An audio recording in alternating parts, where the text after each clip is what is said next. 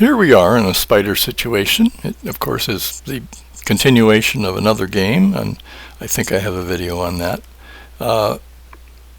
We might very well be getting the end of this round, but the obvious thing to do here is to put this 2 in the space because it's only got 1 card under it, and you know, the this 9 could be put in the space, but that would that has 4 cards under it. So, and kings in spaces are usually not a good idea, etc., etc. So anyway, here we go. What do we find? We find an 8.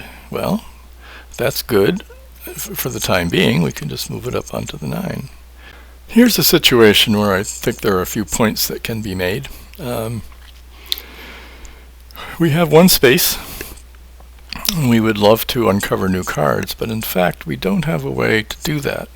We could put this king in the space, but generally that's a very bad idea early in the game, because once you put a king in the space you can't get it back, and we care a lot about getting things back. You always want to clean up if you can, and here we have a situation where there's a king that can take the queen, which we have here, and that allows us to move the jack of hearts over on there, which is, you know, slightly cleaning things up a little bit. And what are we giving up? Well, let's see. The market value at this point is 1 king available for queens, and there are no queens available for jacks.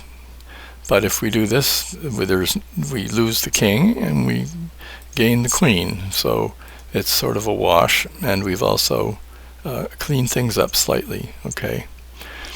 And having looked it over, I don't see a great deal. I don't see any other big important things we can do that help. The key consideration here, I think, is that we want to have as much atomic stuff as we can, and we've put this 8 of clubs in the space. Then this 9 is now atomic. Now we are prepared for our next deal.